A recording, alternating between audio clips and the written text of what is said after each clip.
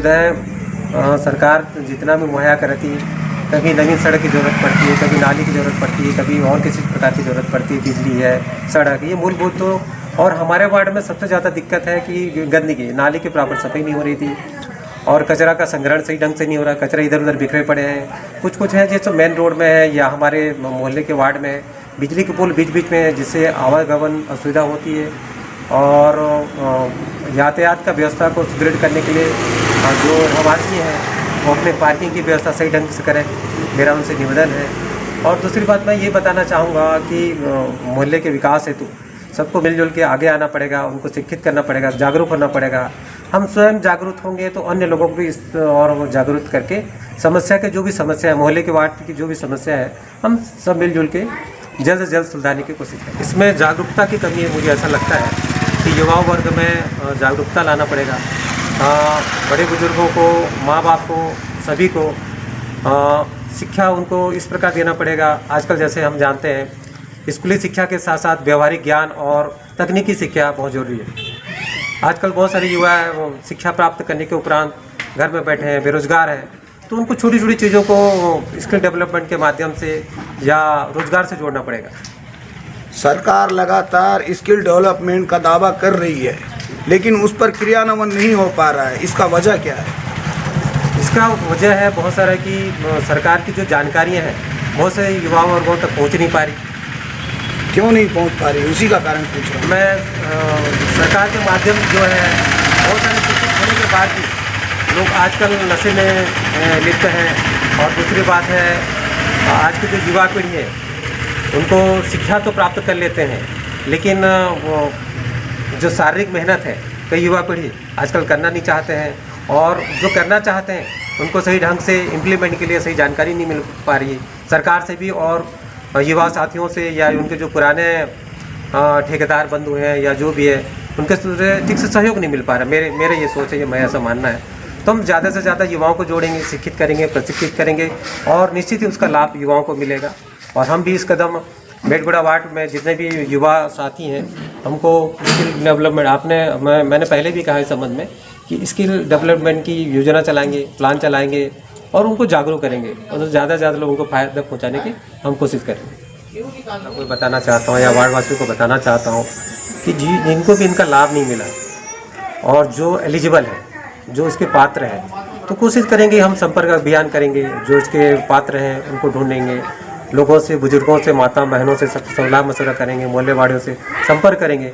अगर वो पात्र हैं, वाजिब है, उनके जो मिलना चाहिए हक, तो हमको कोशिश करेंगे सरकार के सामने उनकी जो आवेदन है जो भी मार्फत में आता है तो हम उसका आवेदन सरकार के सामने प्रस्तुत करेंगे और सरकार से आग्रह करेंगे कि ये जो पात्र है इनको उसका अधिकार मिले और दिया जाए। से किस प्रकार से अपील करना चाहेंगे, किन मुद्दों को लेकर कि वो आपको अपना जनादेश दें?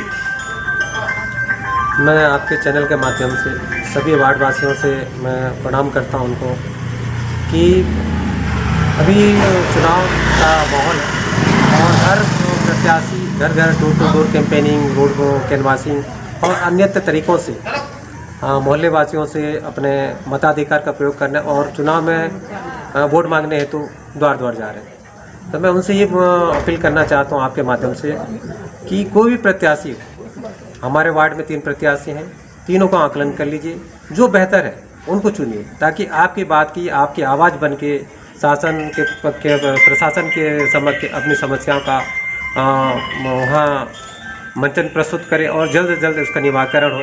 जो भी आपके वार्ड की समस्या हैं, चाहे ज्वलन मुद्दे हैं, समस्या हैं, रोड, नाली, बिजली, साफ सफाई, अन्य जो समस्या हैं, या आपकी कोई भी और मूलभूत सुविधाएं जैसे राशन कार्ड से संबंधित है और शिक्षा से संबंधित है, जैसे हॉस्पिटल से संबंधित, यहाँ प्राथमिक स्वास्थ्य केंद्र होनी चाहिए, CCTV कैमरे होने चाहिए। आपराधिक प्रकरण बहुत रहते हैं हमारे, एक तो मोहल्ले थोड़ा सा स्लम एरिया होने की वजह से अशिक्षित लोग ज़्यादा हैं। तो मैं चाहता हूँ कि अभी किसी के बहकावे में नहीं आए, दारू, शराब, इन चक्कर में रह के गलत आदमी को चुन के शासन प्रशासन के समक्ष अपने प्रतिनिधि बना के ना भेजें। मेरा उनसे बार बार ये अपील है कि आप स्वच्छ शिक्षित वर्ग को चुन के भेजें, जो आपकी आवाज़ बन के, जो मोहल्ले के विकास है तो कदम से कदम मिला के आप लोगों के साथ चले और बेहतर उसका परिणाम मिले और उसका फ़ायदा आपको मिले। को लेके, उनकी शिक्षा पे लेके और सबसे बड़ी हमारी नशा की ओर जाने की सबसे मेन वजह है बेरोजगारी। तो यहाँ की जनता तो आप मानते हैं हमारे छत्तीसगढ़ की जनता का जो आकलन सरकार दे रही है रोजगार और बेरोजगारी का, वह आकलन झूठा है? हाँ, मैं ये नहीं कहना चाहता हूँ कि पूर्ण रूप से झूठा है, लेकिन जितनी आंकड़े सरकारी रिकॉर्डों में दिए जाते हैं वो ज़मीनी हकीकत में और कुछ अलग है। रिकॉर्डों में अलग है और ज़मीनी हकीकत में अलग है। सरकार बोलती है कि हमने इतना शिक्षित किया या तकनीकी शिक्षा उनको प्रदान किया है, रोजगार से जोड़ने का साधन हुआ है कह रहा है, लेकिन सरकार की सभी आंकड़े, तो मैं ये नहीं कहना चाहूँगा, उसमें बहुत सारे आंकड़े गलत हैं। और मैं समझता हूँ कि नए युवा पीढ़ियों को ज़मीनी स्तर पे शिक्षित करके, उनको प्रशिक्षित करके, रोजगार का साधन मुहैया करके ज़्यादा से ज़्यादा अपन नशाखोरी और अपराधों में अंकुश लगाया जा सकता है। ये मेरा व्यक्तिगत मानना है। इसके लिए आप किस संसाधन का उपयोग करेंगे?